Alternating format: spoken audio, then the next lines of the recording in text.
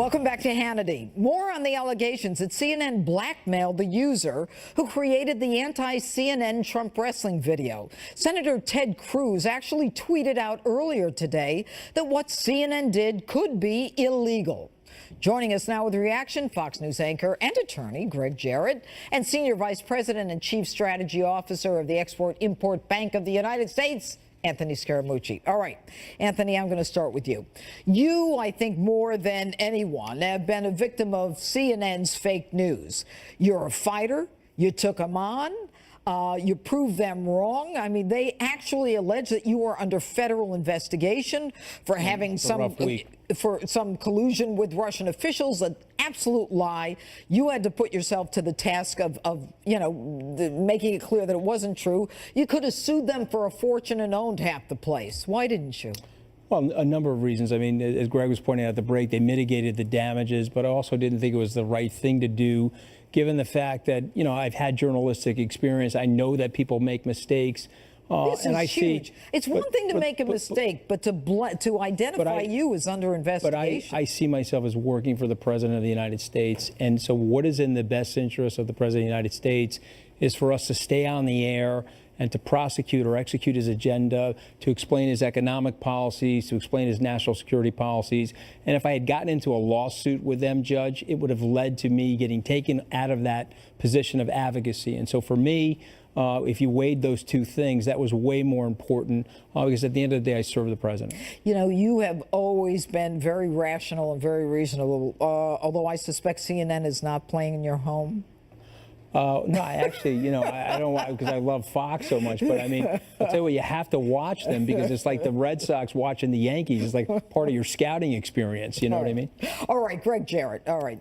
You've got Ted Cruz saying, hey, look, CNN should be looking at the Georgia statute because this is extortion. I mean, it's like blackmailing. And what he's referring to before we get into the statutes is the fact that they said, look, he's apologized after they dug him out. He's apologized. He says he's never going to do it again. He apologized for everything he's done his whole life, and if he does it again, though, we're gonna expose him. Even though we know by exposing him, he is subject to it's danger. I mean, the guy is in danger now. A lot of threats. What are the statutes? Think about what CNN has done. They have said, if you, Mr. Reddit user, do something that we don't like, we're going to publicly expose you to contempt and ridicule and scorn.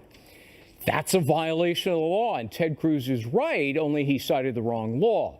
The real straightforward law of coercion says you can't threaten somebody to coerce them into abstaining from otherwise legal behavior. It's an absolute crime. It's also we're going to put this up so our viewers can start looking at some of the statutes that you're referencing. The first one is coercion. Right. And in coercion, you're talking about New York law. Right. And under the guise that CNN has offices and does business in New York. And the reporter is based in New York, so there are plenty of contacts in New York, so that's the relevant law.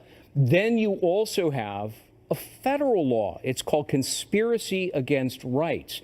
And it basically says you can't threaten and intimidate somebody for using their constitutional right to freedom of speech under the First Amendment. Which is very similar to the New York law saying you can't prevent someone from doing what they have a legal right to do. Exactly. By instilling in them fear that if they do it, you're gonna subject them to hatred, contempt, or ridicule. All right, so then we've got the federal. But for the federal law, the feds would have to prosecute. The feds would have to prosecute, except that, and you'll note as it's up on the screen, it requires a conspiracy.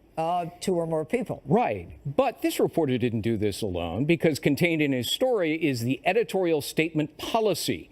So clearly more than Kaczynski was involved in this story, thus the conspiracy, thus a violation of the federal law. And the Georgia statute that Ted Cruz referenced. Yeah. I think it can apply. I know you don't think so. A little bit. Theft by extortion of property, but under Georgia law, unfortunately, property is defined as personal and real and not your identity. Yeah, but at the same time, I mean, the courts are becoming a little more... you could stretch it. Yeah, engaged in right. Applying it to contemporary times. Now, Anthony, in terms of CNN, in terms of their coverage, what do you think is going on at CNN right now? Well, I think it's a cultural thing. And so I think what's happened there is, for whatever reason, they're chasing the president like he's Moby Dick.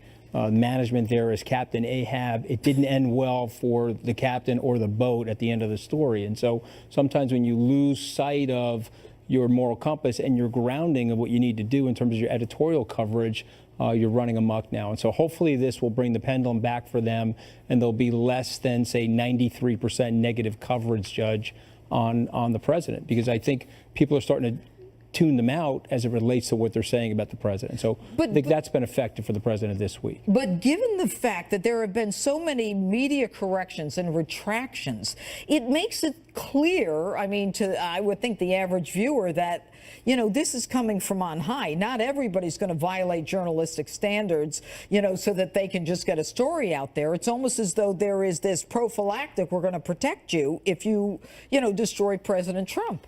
I think there's a rush to get these stories out without verifying the sources, without double checking the sources. But I think the good news is the bombs that have hit them recently will hopefully bring them back into some more journalistic oriented standards, more objectivity, Judge. And if that happens, that's better for the country, better for the president. I think they have to give him a fairer shake on that network. And I think people are going to demand that now. Greg, what is the person who posted this GIF, as they call it, what is he thinking right now? Well, he's scared. You know, he doesn't want to be publicly exposed. He doesn't want his family and his neighbors and everybody to be converging on his home because he's at the center of this controversy.